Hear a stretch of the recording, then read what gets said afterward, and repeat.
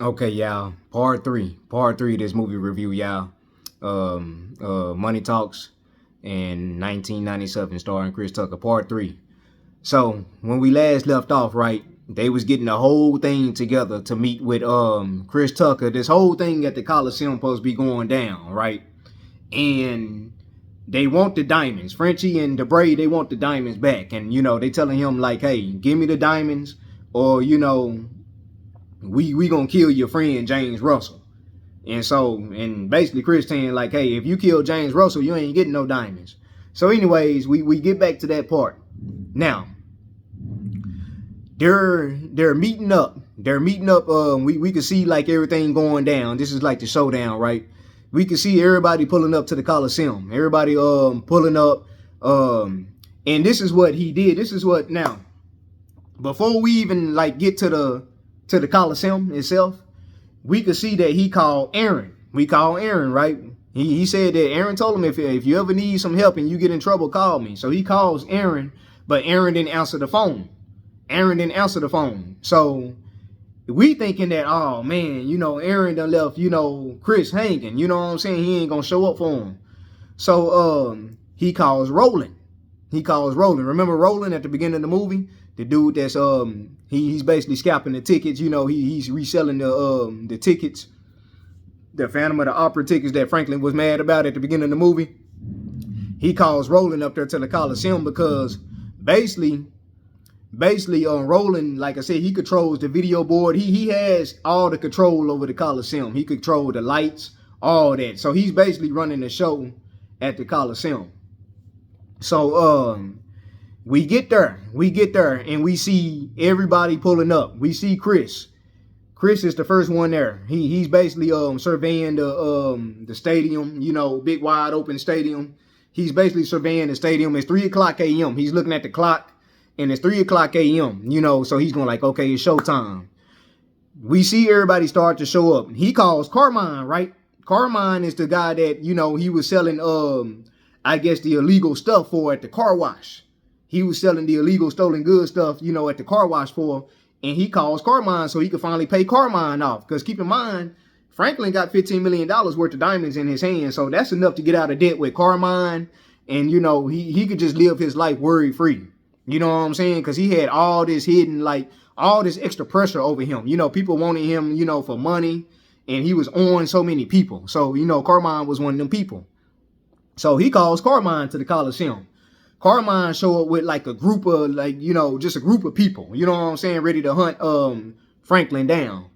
So like I said, Frenchie shows up in the helicopter. They land in the helicopter in the middle of the field. Everybody's getting out and basically trying to find Franklin to get this money, right? Get these diamonds. And so we get to the point where Franklin runs into Carmine. He runs into Carmine. And actually before that, let's back up. Remember the cops that was chasing James Russell and Franklin Hatchet on top of the roofs? He called them there also because he was supposedly going to turn himself in, right? He was going to turn himself in, but we know that ain't happening. Chris ain't trying to turn himself in, but he calls them there.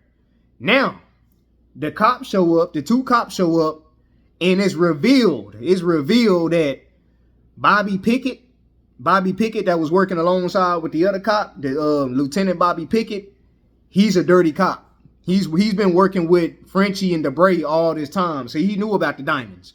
He already knew about everything that was going on. He was an inside guy in the police force that was working for Frenchie.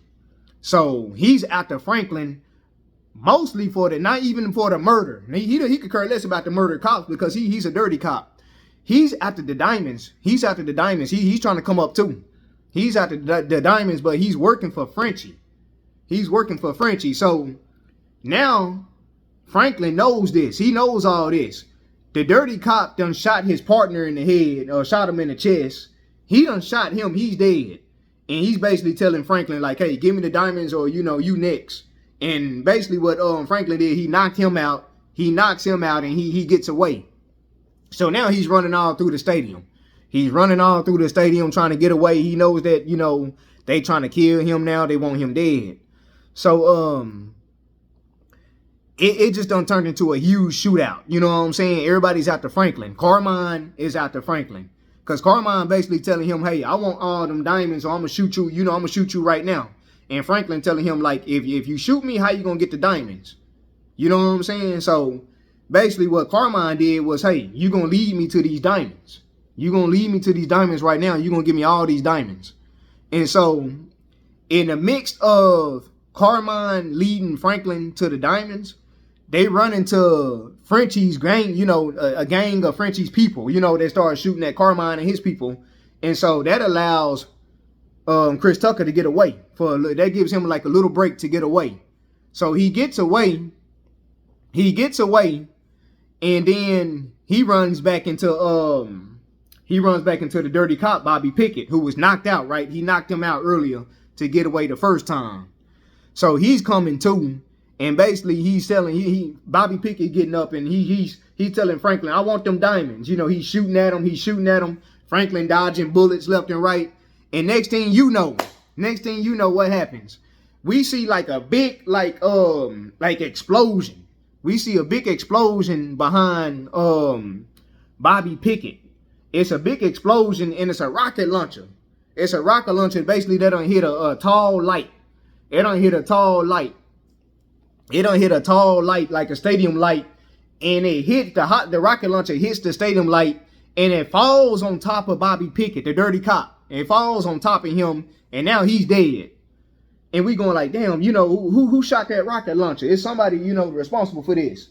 And it's Aaron. It's Aaron and his bodyguard. They sitting up there in the Coliseum, up there in like in the higher seats, and they just basically, you know, got a good seat where they could help Franklin out. So now we see we got his help. Aaron came through, right? And what I was saying, everybody needs somebody like Aaron. Everybody needs somebody like Aaron. You know what I'm saying? I don't care what you going through. You need somebody like Aaron on your side. Because Aaron came through. And if it wasn't for Aaron, Chris probably would have died in this movie. Straight up. If he didn't have that type of help with him, he probably would have died. So, like I said, Aaron came through with the rocket launcher. And he got his bodyguard with him with an assault rifle. So, basically what they doing... Aaron and his bodyguard is shooting anybody that come after Franklin, after Chris Tucker. They just shooting people off of his trail, you know, allowing him to get away. And so now we get to the point where remember Debray. Debray is Frenchie's right-hand dude. Debray is the guy that got Frenchie off of the bus during the explosion, the whole getaway from the beginning of the movie. So that's his right-hand man right there. Debray done figured out that somebody is helping Franklin. So, and he's talking about Roland. Roland is up there in the booth, right? He's controlling the lights. He's controlling the video board. He's putting, anytime that Franklin want to speak and talk to the people that's out there on the field and want to talk to all the people that's out to him, he puts him up on the Jumbotron at the Coliseum. He puts his video up there and lets him talk to them basically. So Roland is giving him a way to communicate with them while still being safe. But now they catch on to Roland. So now Debray is going up there to the control booth where Roland is. Okay, Roland gets away. Roland has an escape door up there and he gets away. And he's basically going down there to call the police to tell them what's going on here at the Coliseum. It's a shootout. And so the police put him on hold. He goes to a payphone and they put him on hold, you know. And so Roland done got away. Okay, Debray is up there in the control booth. And he's like, you know, trying to see what's going on. And, you know, he basically done, he got up there and he spots Franklin. He spots everybody. He can see down there on the field and he spots Franklin. He starts shooting at Franklin. And keep in mind, James Russell is there too. Remember, they kidnapped James Russell because they was going to hold James Russell until they got them diamonds back. They was using James Russell as ransom to get the diamonds from Franklin. So James Russell did something smart. James Russell, remember? Well, actually, back in the early part of this movie, I didn't mention it. In the early part of this movie, James had mentioned to Franklin that he was an escape artist or something like that. You know, he was once an escape artist, or he did a story. He did a story about some escape artists during, like, you know, his during, like, you know, in the mix of his job, because, you know, James Russell is a reporter. So he did a report on like some escape artists. And so he figured out like, how to like get out of handcuffs, and he know how to you like do different things, you know, that's coming in handy right now. So what James Russell did that was very smart, he found some grenades. He found some grenades that was inside the helicopter that he was in, that, you know, that they transported him into the Coliseum, that he was in, you know, the Frenchie's helicopter, basically. They left some grenades in there, and what he did was he put the grenades underneath the helicopter. But what he did, he took the pins out, but what he did was put them underneath where if the helicopter was to move, everything blows up. So it was basically on a timer, you know, basically on a timer of once the helicopter moved from its post, everything was just gonna go up into smoke. Everything was just gonna go up into smoke. So okay, we in the mix of this shootout, right? We in the mix of this shootout, and we finally get to the part where Debray basically got Charlie Sheen, because keep in mind they done caught up with Chris Tucker and Charlie Sheen is back together now. They done caught up with each other, and they moving throughout the stadium trying to dodge, you know, bullets and trying to stay alive. Debray is still up there in the control booth. He just shooting down there on the field, you know, shooting into the bleachers where he see Franklin and James, you know, running. And so basically James and Russell get to the point where it was like, hey, you know, I'm sorry for, you know, James trying to apologize to Chris. You know, it's too late, little too late though. He's trying to apologize to Chris, talking about, I'm sorry I got you in this. I never meant for this to happen, you know. And Chris Tucker basically telling him the truth, like, it don't mean shit right now. We finna die. You know what I'm saying? But thanks anyways.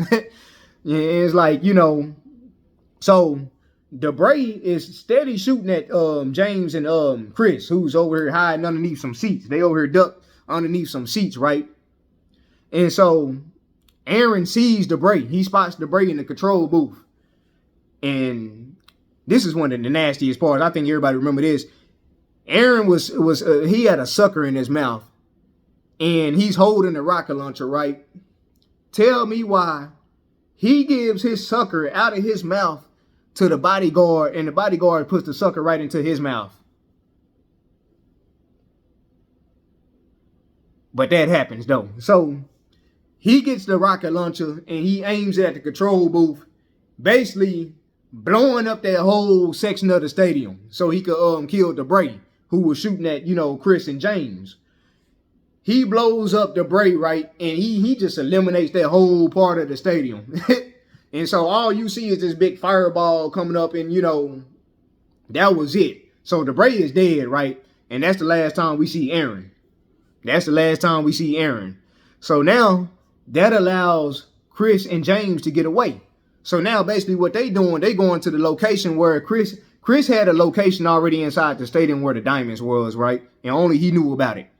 So basically they going to that location where the diamonds are. It gets to the point where Frenchie catches up. He's all bloody. Chris Tucker done kicked his ass, you know, early in the movie, you know. He's all bloody, and, you know, it just, it's pure desperation on Frenchie's face now. He know Debray is dead. Most of his people is dead, right? It's just him that's left. And so we get to the point where okay, Chris Tucker, he got the diamonds. He got a bag of diamonds, and it's like at the top of the stadium. He's at the, like, where the stadium entrance is. If you're familiar with the Coliseum, it's an open concept stadium. So you can actually enter it through, like, you know, kind of from the street. You know what I'm saying? It's like it has a peristyle, and you can enter it from the street. And so that's where he's at. He's at the top of the peristyle. He's at the top of the peristyle. And so he gets to the top, and it's a bag. It's a clear bag full of diamonds, and they look nice and beautiful, right? You know, $15 million worth of diamonds in Chris's hands. And he's basically, like, you know, taunting Frenchie with the diamonds. He's going like, is this what you want? Is this what you want? You know, that Chris Tucker, that classic Chris Tucker voice. Is this what you want? And so he was like, well, come and get it. And so what he does, Chris Tucker throws all the diamonds down to, like, the stairs of the peristyle, and they just going everywhere. They just going everywhere. He throws them diamonds, and of course, you know, the henchman that was working with Frenchie, The henchmen, the gunmen that was working with him, they picked them all up. They don't forgot all about Chris. They picking the diamonds all up, trying to put them in their pocket, and and Frenchie basically going like, oh, this is done. He's done. You right? The diamonds are all spread it around, and it ain't possible that he could get all of them before the police get there. Police is starting to show up. The police is fine after all this. The police is finally starting to show up, and they show up, and now Frenchie's trying to get away. He's getting back into the helicopter that they arrived in, to the Coliseum in. He's getting back into that helicopter, and keep in mind what James Russell did, Charlie Sheen. He did the smart thing. He did the smartest thing you could have did in this movie. Because if he had not did this, Frenchie would have got away. Frenchie would have got away, and he probably would have came back and, who knows, would have killed James and would have killed both of them. Who knows, bro? Who knows what would have happened? So he gets into the helicopter, and as he's getting off of the ground trying to get away, the grenades go off. It just go off. It just go off in unison. Simultaneously, they just go off. And so that kills Frenchie. That kills Frenchie. Frenchie is dead, right? And so now we at the it's the next day. And we see is like, ambulances. We see like news reporters. We see everybody that was involved in this, We see everybody that was just, it's just a whole crime scene at the Coliseum. And who do we got sitting on top that's looking all victorious? We got Chris Tucker, my man Chris Tucker. He's getting interviewed by James Russell. So he finally getting his interview for the sweep, right? Remember that this was the whole reason that James Russell got him in trouble, because he was trying to get an interview for his job, because basically they was offering some type of bonus if you could come up on a good story. You know what I'm saying? So he finally got his story. James got his story, right? And he's interviewing Chris Tucker. And he just telling, Chris Tucker, like, how does it feel to get out alive? And Chris Tucker over there celebrating, talking about, hey, it feels good. Hey, we going to come back, and, hey, we going to fix some cornbread. We going to get some chicken. We going to make some Kool-Aid. And then he started doing the Michael Jackson. And so we fast forward, and James Russell and Heather Locklear, which is Grace in this movie, they're getting married. They in the back, I guess in the backyard of the father-in-law's, house, the big mansion. They in the backyard, in the courtyard, getting married, And he has James Russell, he has Chris Tucker as his best man up there. So he has, him and, responsible for the ring. The best man always gives you, in most weddings, the best man always usually give the groom the ring that he wants to put on his wife's, finger. And so what Chris did, he took one of them diamonds. Not only did he make a ring out of it, this man done made him an earring. This man done made him a big earring out of it. And all you can see him doing is showing out the diamond, and it's just flashing like he just showing out the diamond in his ear. So clearly, Chris Tucker kept them diamonds, right? So he good. And Chris Tucker got, what he wanted out of it. And so, long story short, they they get married, and they walk out to some Barry White. My first, my last, my everything. And they walk out to some Barry White, and we see Chris Tucker, just shouting, just laughing, because he got away with everything, and he got his money, he got the diamonds, and he with his baby mama, and they finna go live happily ever after. So that's my favorite movie right there. That's my favorite movie, Money Talks. I love that movie. I watch it quite often, you know what I'm saying? But that's the movie right there, you know what I'm saying? If you like it, just please like it, subscribe to the channel, and we just gonna get this thing popping. But that's the movie Money Talks, 1997. Peace.